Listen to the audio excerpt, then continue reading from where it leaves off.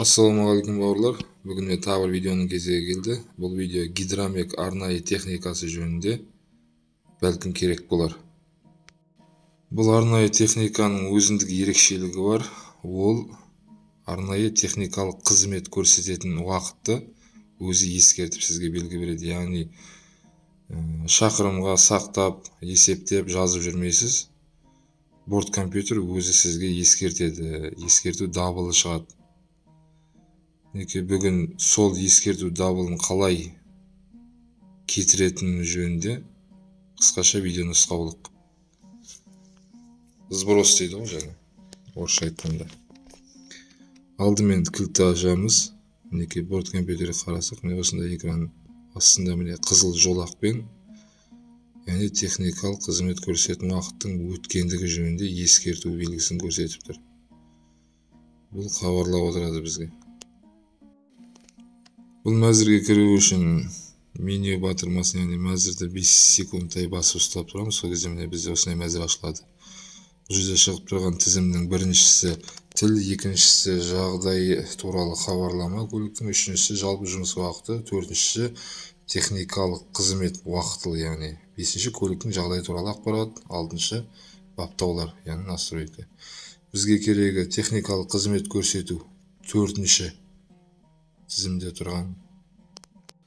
Мінеке үстінен барып Enter'ді басқан кезде міне бізде шықты, тізім шықты.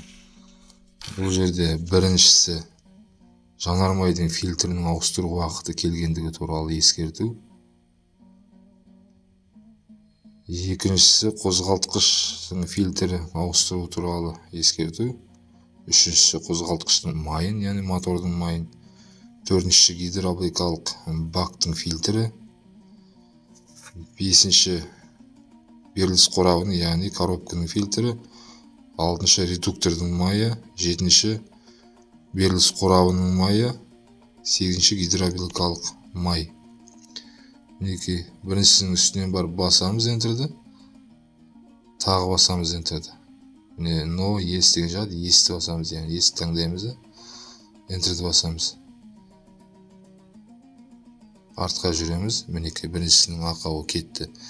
Екіншісінде де дәл солай жұмыс жасаймыз. Үстіне барып Enter'ді басамыз. Тағы Enter'ді басамыз. Есті таңдаймыз. Тағы Enter'ді басамыз. Артқа жүреміз. Мінеке. Барлығын осылай қалыпқа келтіріп шығамыз. Майын ауыстырғаннан кейін, фильтрін ауыстырғаннан кейін барлығын қалыпқа келтіріп шықсақ, келесі бізге хабарлап отырады. Ешқандай қиындығы жоқ. Келесі ауыстыратын уақытта өзі ескерту шығады.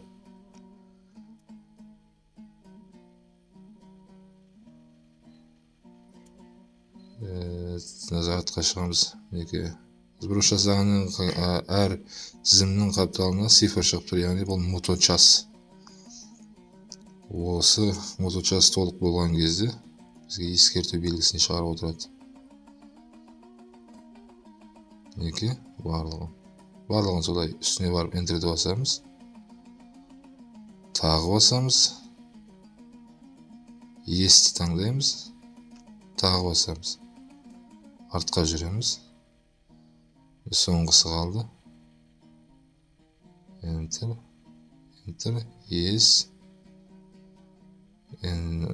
Артқа жүреміз. Барлығы кетті. 500, 400, 300 мың бұл моточас. Артқа шығдық, ақаудың барлығы кетті. Ешқандай ақау қалған жоқ. Барлығы орында. Осылай келесі техникалық қызмет көрсететін уақыт келген кезде өстіп қайттан қалыпқа келтіріп алып отырамыз. Ешқандай қиындығы жоқ. Бауырлардың сұрауы бойынша жасап көріп жатырмыз. Бәлкім сізге де керек болар. Пайдасы тиіп жатса, лайк басып, пікір жазуды ұмытпаңыздар. Қолдау білдіргендеріңізге, қарағандарыңызға көп рахмет, назар салып.